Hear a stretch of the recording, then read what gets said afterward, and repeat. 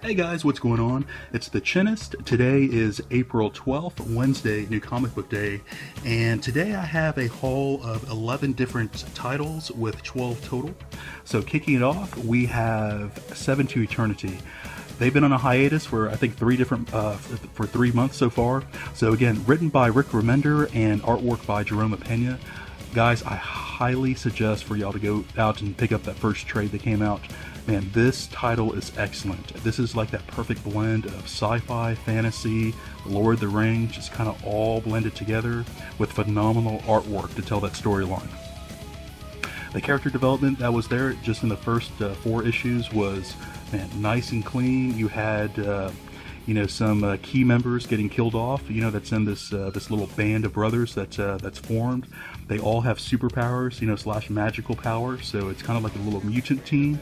Man, this title is excellent. I'm highly looking forward to reading through number 5. I do want to read the first trade that I have first before I jump back into number 5, just to kind of refresh my memory on what's happened so far. But yeah, Seven to Eternity. Glad it's back. Alright, so next up we have The Flash, number 20. This is actually a new story arc that's happening, Agent Saboteur. So the last story arc, which finished up with Dr. Zoom, slash Reverse Flash, which is Wally West's father in this timeline, or in this reality that we're in right now. So at the very end, you actually see him come back, and he says that he recalls Flashpoint, and he recalls that Bruce Wayne's father, killed him in that timeline, or in that realm.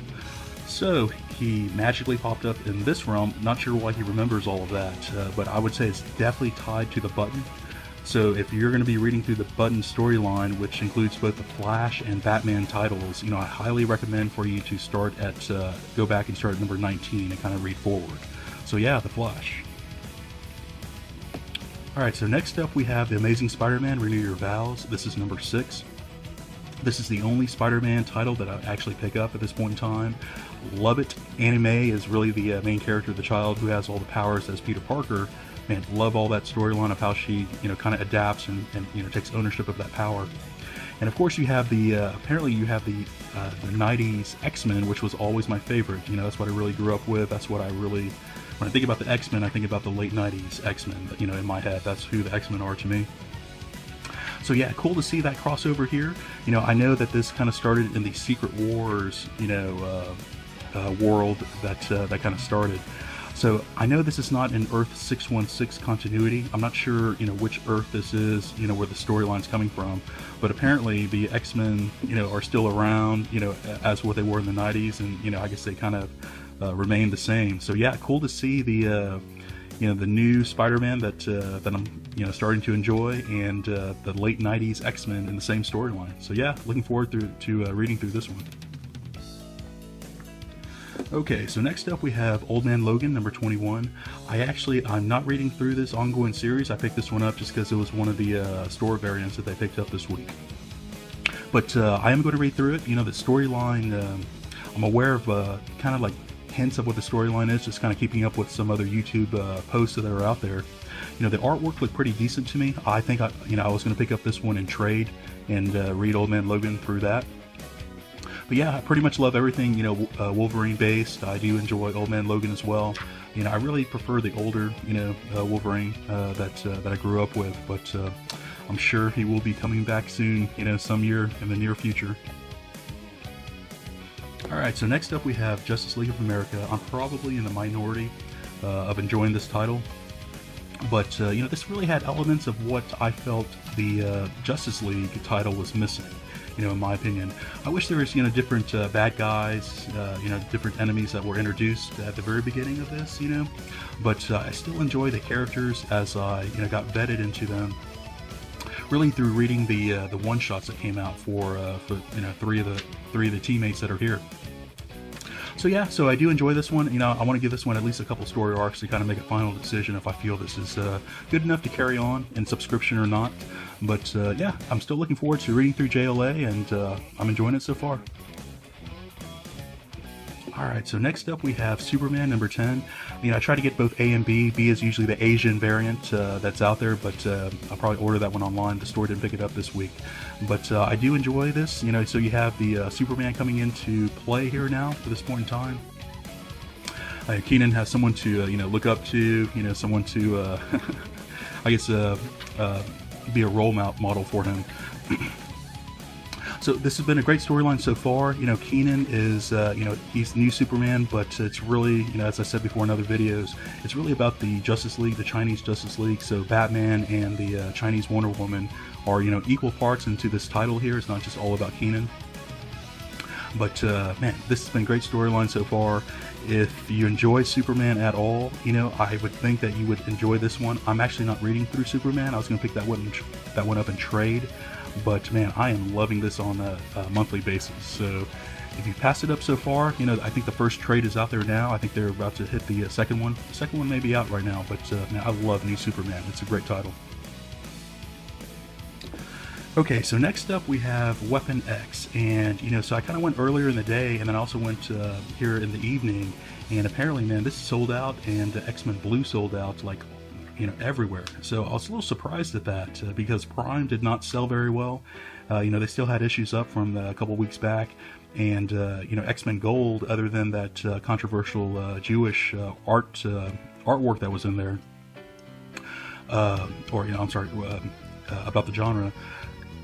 I'm sure that's what sold Gold, but I'm not really sure why Weapon X and Blue sold out today. That really shocked me. I wish in speculation mode I would have picked up a few more of these now, but oh well.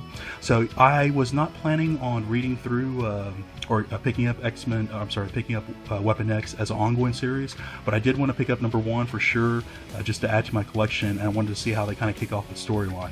I'm aware of what happens. Weapon X now is against all mutants, so good premise. So interested in seeing where they kind of go with this one.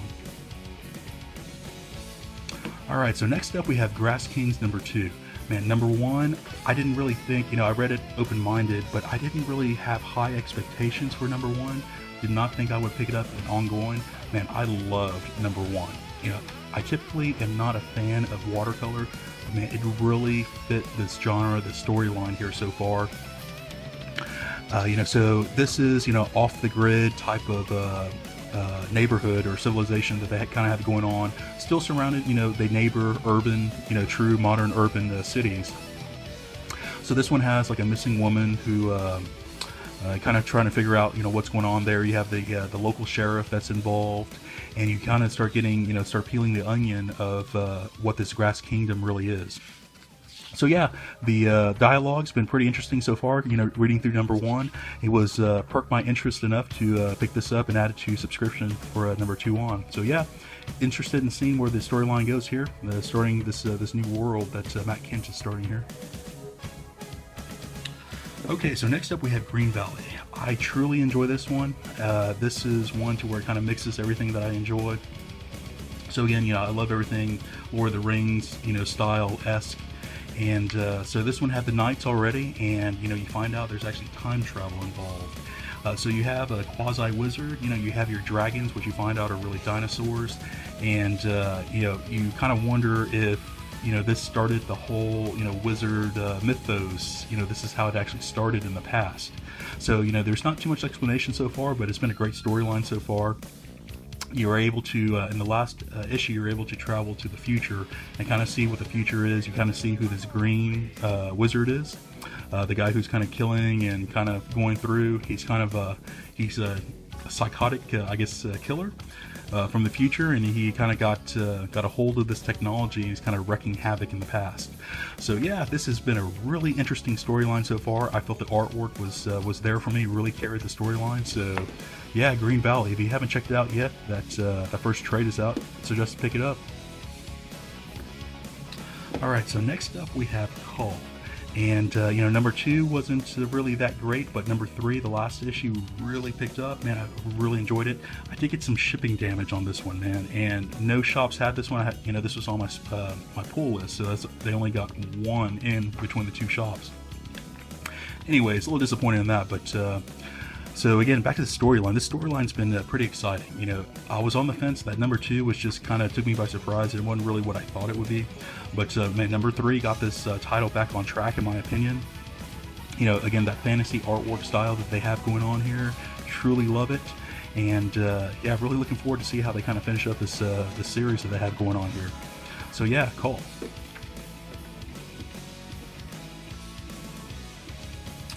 All right. Last up, we actually have XMen Blue, and again, you know, I found out that this kind of sold out everywhere today. Not sure why. Really surprising that it did, but you know, I was able to pick up one of the variant editions that came out that the store picked up. So you know, this would go in my collection. I'll be reading through this one here. So yeah, X-Men Gold was pretty decent. You know, I wish it was a little bit better, but you know, kind of started that storyline a little bit.